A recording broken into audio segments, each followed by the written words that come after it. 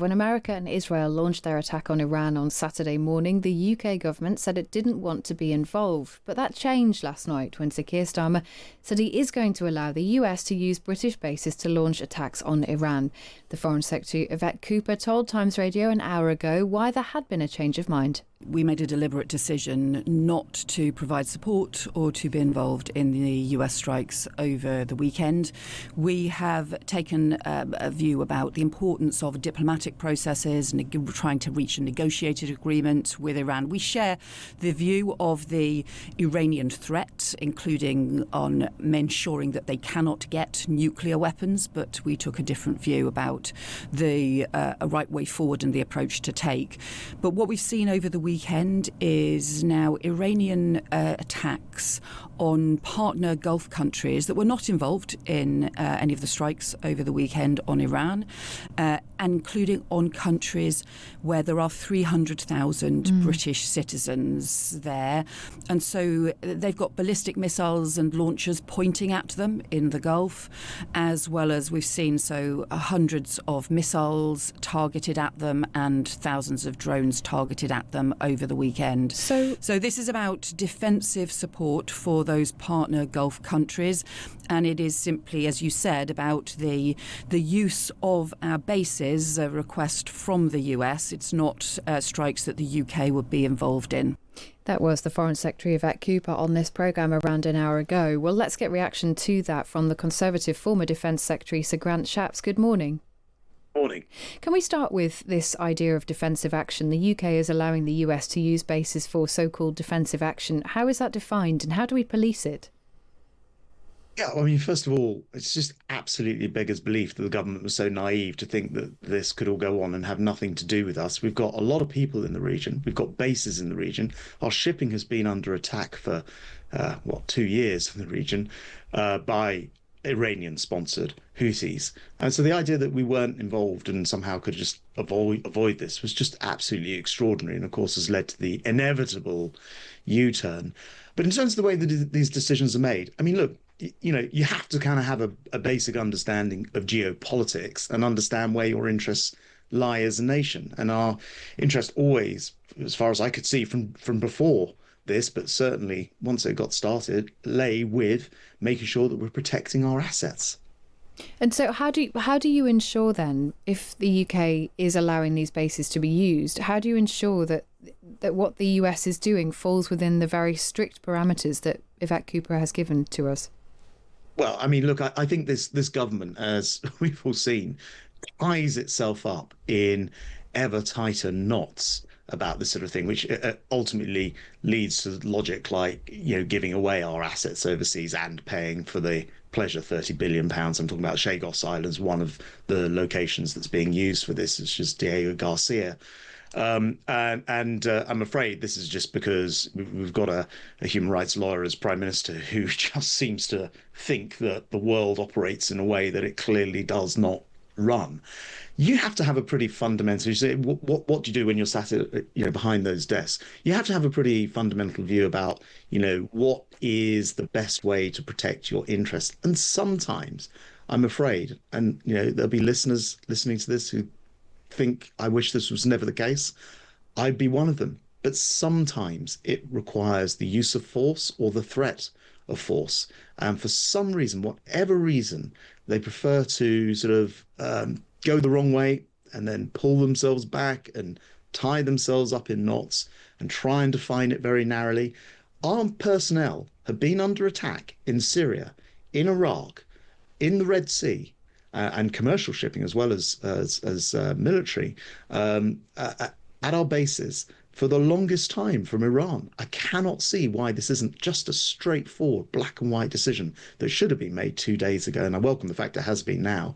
But I just find it appalling the way that we have, essentially given up British influence and power, made the UK look completely impotent and failed our people in the region. Are these two very separate arguments? Because the argument you're making there is about our position in the world, the strength that we want to portray. And sometimes, as you say, doing things which are unpalatable to protect our interests. But the argument the government seems to be making is a very linear one about international law.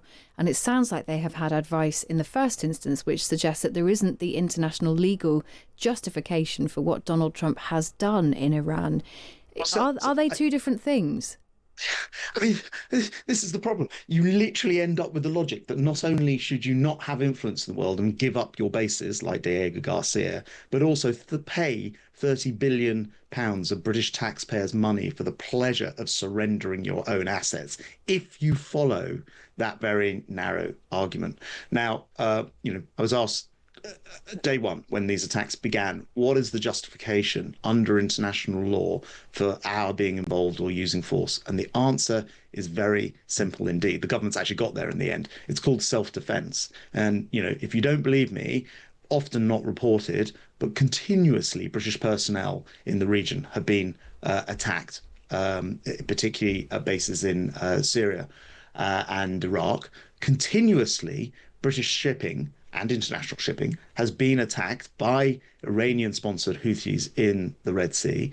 And Iran is known to be a massive exporter of terrorism, whether it's Hezbollah or Hamas or the Houthis or the aligned militia in Syria and Iraq, which affect British interests. And that, folks, is all you need to justify having a reasonable reason to be part of this. You are defending your own national interest. And it shouldn't really be as complicated as this government seems to make it. Do you think that the UK would have been given a heads up, would have been asked if we wanted to join forces with America and Israel before this happened? Would we have been given prior warning or even the option to get involved? I very, very much doubt it with this particular administration in power here, because they've been so flaky on many of these issues. I mean, to hear, Vet Cooper's not a bad person, and I think she does her best constrained within, the government's current policy set. And same, I would say, with John Healey, my successor, the Defence Secretary.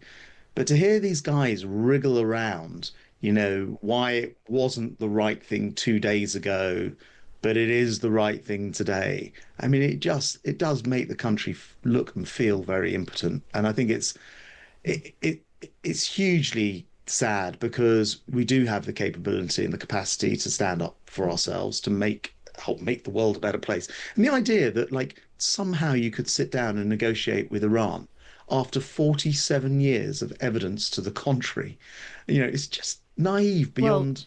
Donald Trump still believes that is possible. He has said overnight that Iran wants to talk and they should have done so seriously sooner. I mean, he does still think that is a possibility. Is it possible? Well, note that if that happens, it's because there's been massive military action and pressure brought upon them, and the Ayatollah killed. One of the things that both Yvette Cooper and the Prime Minister have said is that the idea and the memory of Iraq does loom over this decision. Both of them referenced that, the Prime Minister in his speech and Yvette Cooper when she was talking to us. Is that a fair thing to consider here, and the potential for the escalation of violence, for the fact that regime change is always very, very difficult to achieve, and potentially terror threats to this country?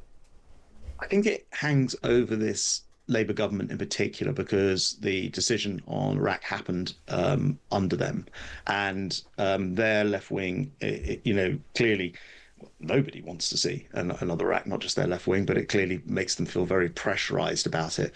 But look, this is just not similar in any way, shape or form. Iran is a country who sponsored terrorism, and the biggest issue with Iraq, you'll recall, was the sort of weapons of mass destruction of 45 minutes in which they could prepare and use them and all the rest of it. And the weapons were never there. However, with Iran, we don't need any further evidence that they have weapons of mass destruction in terms of ballistic weapons, which they are firing right now. I think it's completely established that they have a nuclear program, and there's no reason to enrich uranium past 60%, and they've gone way past that if you're not going to use it for military purposes.